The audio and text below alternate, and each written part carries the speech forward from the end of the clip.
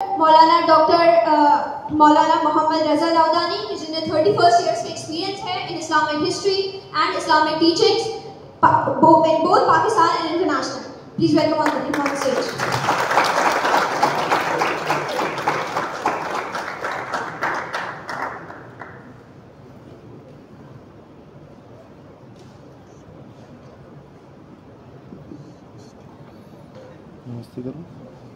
تو सबसे पहला सवाल मेरा आपसे ये है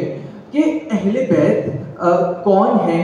अहले बैत की इम्पोर्टेंस क्या है, एंड अगर आइडियल्स की बात कैरेक्टर डेवलपमेंट में की जा रही है तो वो अहले बैत ही क्यों? अगर किबला सबसे पहले आपसे हम शुरू करें।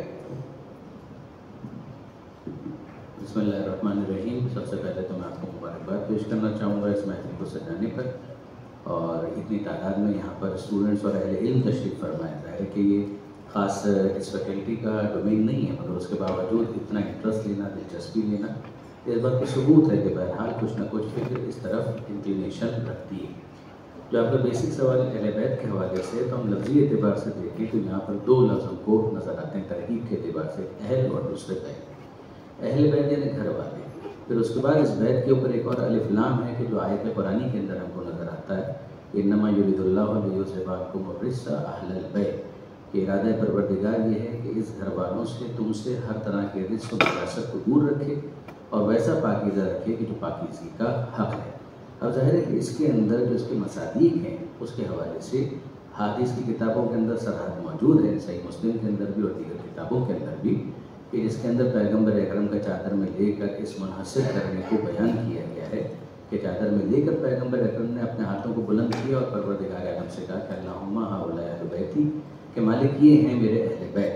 तो ऐ परवरदिगार इनसे हर रिज़्क़ को दूर रख और ऐसा पाकीज़ा रख कि जो पाकीज़गी का हक़ है, जिसके जवाब में ये कुरान की आयत नाज़िल हुई। तो कम पेश इस हवाले से उसकी तायीन कर दी गई ताकि बाद में कोई इख्तिलाफ भी ना हो। उसके हवाले से जनाब ज़ैद बिन अरक़म रज़ियल्लाहु तआला अन्हु और दीगर अकाबरीन के अक़वाल भी मौजूद है। इसके ख़िलाफ़ भी फिर बाज़ अफराद ने अपना इज्तिहाद किया है। सब अपनी जगह पर, कोई मुनाज़रे की गुफ्तगू तो है नहीं। जो आपने सवाल किया है उस सवाल के जवाब में अर्ज़ कर रहा हूँ। तो इसी तरीके से हम देखते हैं कि फिर उसके बाद हमको आया मुबाहिला के अंदर जो अबनाना व अबनाकुम व निसाना व निसाकुम व अनफुसना व अनफुसकुम की तायीन है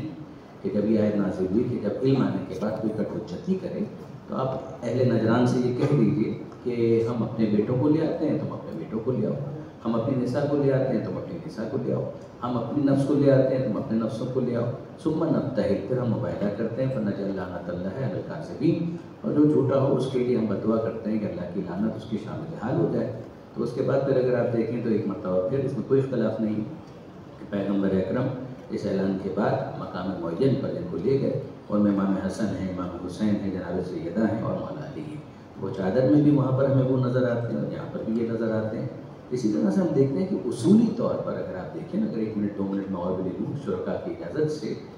कि बेटा या बेटी होना, या रिश्ता होना, या रिश्तेदार होना, ये यकीनन ये क़राबत की अलामत तो है, मगर क़राबत की अलामत महज होने की वजह से किसी को कोई ओहदा वो नहीं दिया जा सकता है कि जिसकी बुनियाद पर उसको मुक़्तदा या इमाम मान लिया जाए।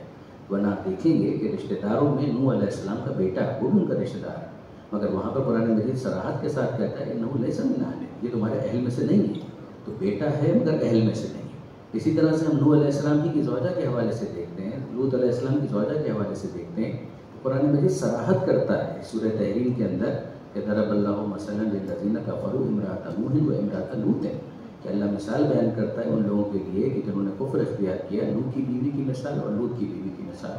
कानता तहता अब्दैन मिन इबादिना सालिहीन, कि ये हमारे सारे बंदों की मातहत थी, फ़ख़ानतहुमा, तो उन्होंने ख़यानत की। अब ज़ाहिर है कि मिशन जो था नबी का उससे उन्होंने ख़यानत की। वलम युग़निया अन्हुमा मिनल्लाहि शैआ, तो उनका नबी की बीवी होना उनको कोई फ़ायदा नहीं पहुँचा पाया। क़ील उदख़ुलन नार मअद दाख़िलीन, उनसे कहा जाएगा कि दाखिल हो जाओ जहन्नम की आग में दाखिल होने वालों के साथ। तो अगर आप देखिए तो हमको ये समझ में आता है कि जो मुहसिन होता है उसके रिश्ते तमाम मुहतरम होते हैं जब तक वो मिशन के मुखालिफ ना हो, और जब वो मिशन के मुखालिफ हो जाएं तो फिर उसके बाद जाहिर है कि उनका वो स्टेटस बाकी नहीं रहता। फिर हमें तब्बत यदा अबी लहब व तब की आयत भी नज़र आती है कि टूट जाए वो लहब के दोनों हाथ और वो हलाक हो जाए। तो एक तरफ हमको नज़र आता है कि एक न्यूट्रल मामला कि जहाँ पर क़राबतदारी के हवाले से समझाया जा रहा है کہ اقربا کے حوالے سے تمہیں محترم ایک رویہ اختیار کرنا چاہیے، ماں باپ کے ساتھ بھی، اپنے ماں باپ کے ساتھ بھی اچھا رویہ اختیار کرنا چاہیے، مگر اطاعت کی منزل پر صرف ماں ہونے کی وجہ سے، باپ ہونے کی وجہ سے تو نہیں ہو پائے گا۔ تو ان سے کہا گیا کہ صاحب ما فی دنیا معروفہ، تم ان کے ساتھ دنیا میں اچھا سلوک کرو،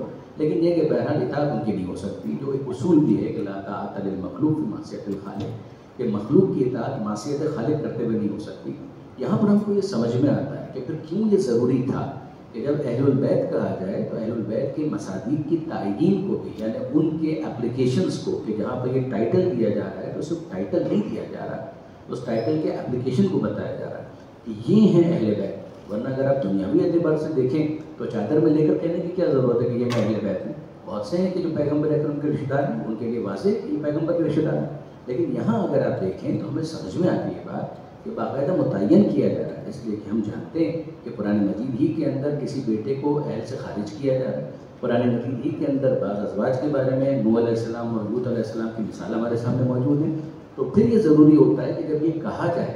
کہ اہل البیت ان گھر والوں سے ہر رجس و نجاست کو دور کیا جا رہا ہے، تو یہ ایک گھر ہے، خاص گھر ہے، اس گھر کے افراد ہیں، اس کے لیے چادر میں لے کر اس حصار کو باندھ کر کہ یہ ہیں، اور پھر ابنانا نسانا انفسنا کا مسئلہ بیان کر کے کہ یہ ہیں، اور پھر اس کے بعد ہم دیکھتے ہیں کہ بہت زیادہ واضح ہو جاتی ہے بات جب ہمارے سامنے یہ حدیث آتی ہے کہ جو پھر ایک مرتبہ متفق ہے کہ جس کے اندر پیغمبر اکرم اور زیادہ وضاحت کرتے ہیں، انی تارکن فیکم الثقلین، میں تمہارے درمیان دو چیزیں چھوڑ کر جا رہا ہوں، کتاب اللہ و عطرتی اہل بیت، ایک اللہ کی کتاب چھوڑ کر جا رہا ہوں، دوسرے میرے اہل بیت، اور یہ اہل بیت کون ہے؟ میری عطرت، یعنی اگر آپ عربی قواعد کے اعتبار سے دیکھیں اس کا بدل اسی کو یعنی دوسرے لفظوں کے اندر بیان کر دیا گیا کہ یہ جن کو میں اہل بیت کہہ رہا ہوں یہ میری عطرت میں سے ہیں، یہ میری اولاد میں سے ہیں، اور تم اگر ان سے متمسک رہو گے تو ہرگز گمراہ نہ ہوں گے۔ تو ہم کو سمجھ میں آیا کہ اہل بیت کون ہیں، ان کے بارے میں قرآن کا موقف کون ہے، اس کے مصادیق کی تعین، اور مصادیق کی تعین کرنے کے بعد کہ ان سے تمسک وہ ہے کہ جس کے نتیجے میں گمراہی سے انسان دور ہو سکتا ہے، اور اس آیت کی تفسیر ہمارے سامنے آ جاتی ہے کہ صراط الذین انعمت علیہم غیر المغضوب علیہم ولا الضالین، سبق راشی کے نماز۔ بہت ہی بہترین انداز میں آپ نے سوال کا مکمل ایک ایلیمنٹ اس میں بیان کر دیا کہ مفتی صاحب آپ اتفاق کرتے ہیں تو میں اگلے سوال کی جانب بڑھوں، ورنہ آپ بھی اگر آپ کے کوئی ایڈیشنل پوائنٹس آپ کچھ ایڈ کرنا چاہیں اس کے اندر کہ اہل بیت کون ہیں اینڈ اگین ان کی امپورٹنس کیا ہے کیریکٹر بلڈنگ والے ڈومین کے اندر۔ میں اس میں ایڈ کرنا چاہوں گی، بہت شکریہ آپ کا، اللہم صلی علی محمد وعلی محمد وبارک وسلم وسلم۔ سب سے پہلے تو آپ کا بہت شکریہ اسٹوڈنٹس کا، اور کہ اتنے اہم ٹاپک کے اوپر مجھے یہاں پہ آپ نے انوائٹ کیا۔ جو علامہ صاحب نے اہل البیت علیہ السلام کے حوالے سے ڈیفینیشن کی ہے یہ بالکل درست، اور کیونکہ میں یہ کہنا چاہوں گا کہ ہمیں حقانیت یا سچ کو وہ بغیر کسی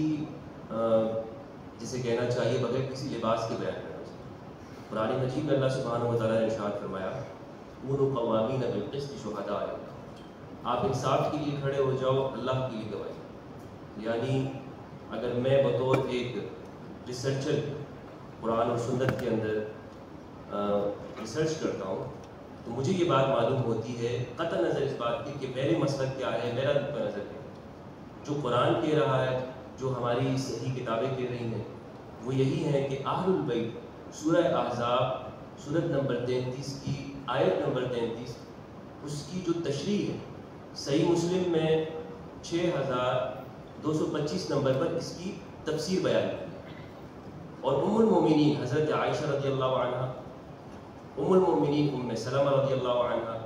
جابر بن عبداللہ، ماقل بن یسار اور دیگر صحابہ کرام رضوان اللہ علیہم اجمعین سے اس آیت کی جو تفسیر منقول ہے رسول اللہ صلی اللہ علیہ وآلہ وسلم سے وہ یہ ہے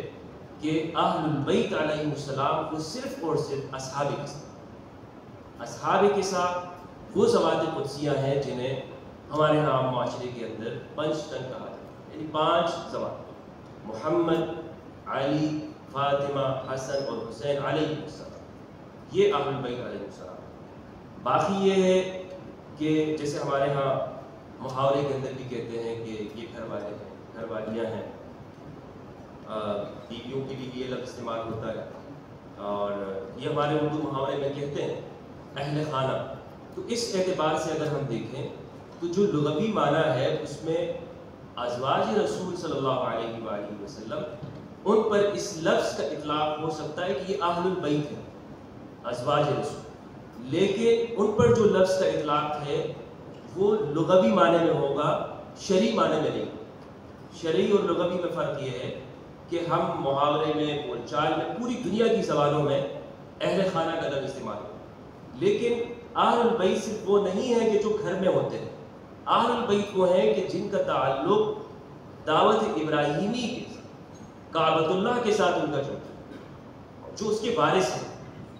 جناب عبد المطلب علیہ السلام, جناب ہاشم, جناب مطلب, جب ان کے پاس مکہ کی ذمہ داری رکھی سقایا اور حفاظت کی, تو جو مشہور واقعہ ہمارے یہاں سیرت کی کتابوں میں پڑھاتے بھی ہیں, ابرہہ جب آیا تو جناب عبد المطلب نے ان کے سامنے رکھا کہ ہم اہل البیت ہیں,